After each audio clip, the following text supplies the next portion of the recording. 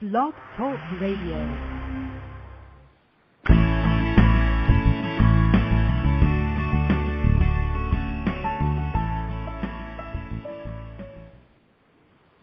Good day to all. Thank you for tuning in to the Uvisualeyes Show, where you can learn to create the life experience you prefer. This is your host, Michelle Kraft, motivational speaker and teacher on manifesting and visualizing. Welcome. If you missed the last show, The Power of Visualizing, with guest host Jeff Davidson, you will find it in the archives and may listen to the show at your leisure. I invite you to visit my website, uvisualeyes.com, where you can access the on-demand Uvisualeyes shows from Blog Talk Radio. Also on my website, you will find my articles, a plethora of manifesting resources, examples of videos, which are also available on my Uvisualeyes YouTube channel. And most importantly, on uvisualeyes.com, you can order your personal visualizing video where you star in the life experience you prefer. Today's show, Remembering Who You Are. Our very special guest host today is Michelle Starkey. Michelle is an author, an artist, and a parenting coach. Welcome to the Uvisualeyes Show, Michelle. Thank you, Michelle. This should be interesting, Michelle. It's the Michelle Show. It is. Visualize. So how are you today? I am doing wonderfully. Thank you for asking. It's beautiful here, great. The weather, and it's just a great day as usual. Well, tell our listeners where you're at. I am in Sedona, Arizona. And I just got back from an amazing hike and was connecting with the land, and it's just so gorgeous here. I love it. Oh, I love it there, too. It's been a while since I've been through that area. Spent some time in Texas, though. Right now, Germany, and mostly it's been wet and rainy lately, but it's still pretty. It's green anyway. So, Michelle, let's get started. One of the first things I wanted to start with is your vision statement. It's a very powerful vision statement, and I'd like our listeners to hear that. Excuse me. We envision a world where love replaces fear, where conscious human beings accept responsibility for their lives, their actions, and their state of mind. We see a future that includes a serious commitment to inner peace because world peace begins within. Relationships are harmonious, stemming from the symbiotic relationship between parent and child. We love our neighbors because we love ourselves. And each and every one of us remembers who we are, infinite beings, souls with a divine purpose. And so it is. I love that. I love that mission. Thank you. I love it, too. Seems we're getting a little closer to it, too. Right, little by little. Yeah. I like that part, their actions, and their state of mind, because, anybody who's connected and aligned and balanced never does anything that is against the grain, coming from fear. It's all if they're tending to their state of mind. So I really loved that. That was a really great thing. So this is your mission, and this is your mission for that started your website, Key to the Stars. Yes, it is. And okay. Tell us about that. Well, I've actually self-published 3 books so far. I have not gotten in, as it says on the website, is working with others as much. That hasn't quite manifested yet, but I'm sort of just going with my own books right now. And the first book I published is called Do You Know Who You Are? And it's an illustrated book of affirmations for children or the child within, because a lot of adults love it as well. And I did. Yeah.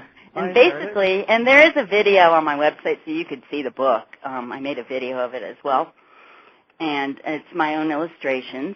I'm a painter, and I chose loosely, I guess, implied totem animals, because I resonate with that. So whatever the affirmations were, I matched up with some animals, and I did the pictures of them, and it's just, I think it's a very good book.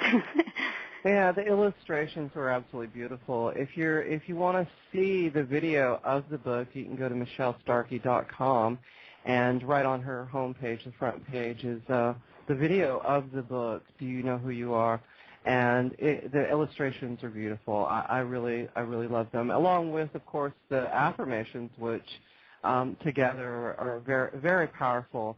So check out michellestarkey.com and check out her that video on that book. So that's not the only one, though.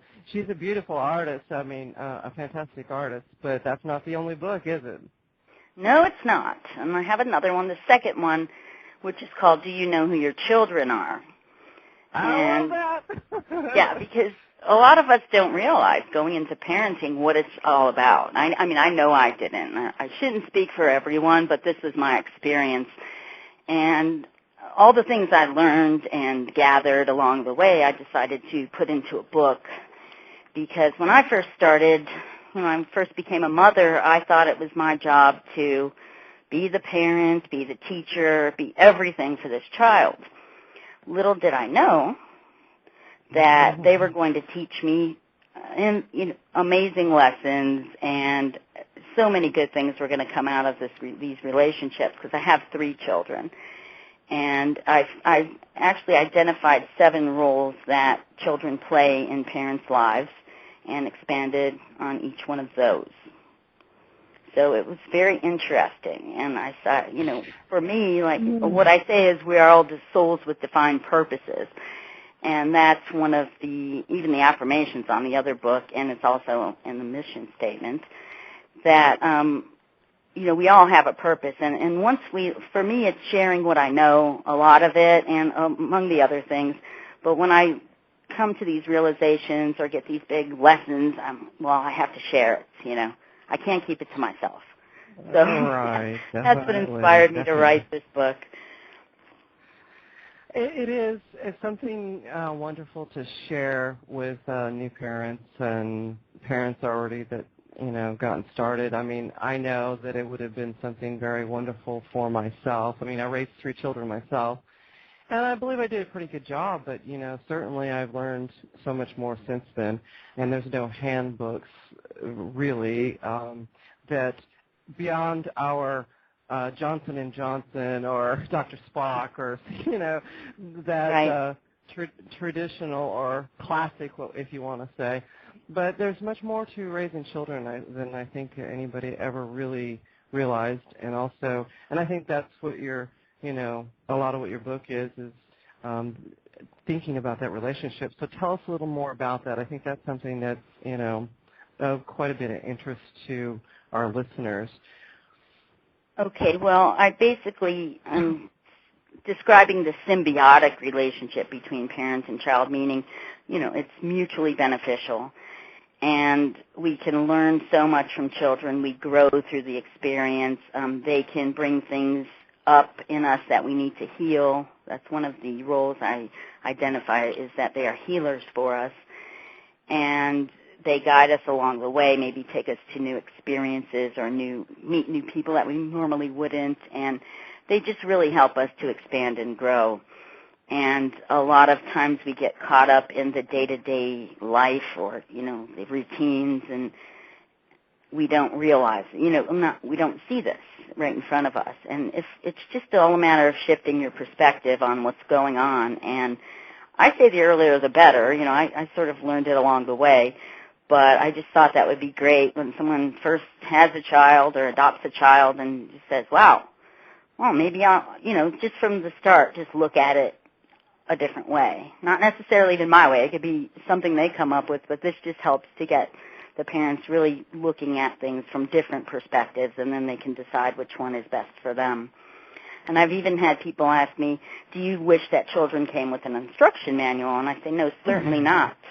Certainly not, because each child is different. So how can you say, okay, this should be this way? I mean, that's where a lot of the we have expectations, and those aren't always met. And by having an instruction manual, like if this happens, do this. Well, it doesn't work for everyone and every child, certainly. And so it is an experiment. I'll admit it. It's not, this is how it's going to be. It's not an exact you don't science, know. Yeah. Yeah, it's not an exact science. We're all experimenting, and, I know we all do the best we can. Our parents did the best they could with us, and, it's all a part of the human experience of growth and our evolution. Well, that's a great point. Our parents did the best that they could, because in your book you talk about breaking those unproductive inherited patterns. And I think that our parents did the best they could with those inherited patterns. And right. They didn't really look at what they were saying or doing or not doing or saying. Right, and they meant well. That's what they had to work with. And when we can understand that and make peace with that, then we are able to be good parents as far as, our capabilities are, and take it a step further. If there were certain cycles, if obviously abuse would be the most serious in my mind right now. If there's any of that sort of thing going on, just being aware of it and knowing that you don't want to repeat certain things, or maybe some things were wonderful and you do want to continue those things and those traditions, of course. But just having the awareness of going into the whole game that we're playing is, I think, wonderful. If somebody had told me this, I would have been, hey, this is great. But especially that first one that you list, some of the benefits you may enjoy while being a conscious parent, and the very first one is the ability to relax and enjoy the journey you are on with your child. Right, because it is fun. You've got to admit it's so much fun. And one of the things, I believe it was Dr. Wayne Dyer, I heard it from him first. I don't know if it was his quote, but it's never too late to have a happy childhood. And that is so true. So if you did have some things that you didn't like and you didn't get to do, you can do them now. Go climb on the jungle gym and do all these things that maybe you didn't get to do or didn't do enough of. So you have a child to experience that with, and that's maybe even more beautiful than doing it early. It is. Who knows? They take you on some pretty grand journeys, that's for sure. And now I believe, you as well, grandparents? Oh, me a grandparent? I am. I know this. Oh, I'm not yet. No. Not yet? Oh, okay. I wasn't sure how old your children were. Well, my oldest one is 22, but she's not ready to have children yet, so it could be a while. All of mine waited till much later as well, but it's interesting to watch my children with their children, and them being so, focused on doing a really good job. They're having a hard time relaxing sometimes because they really do want to do a good job, and they really are. But that's the one thing if I was doing what you're doing, would tell parents, just relax.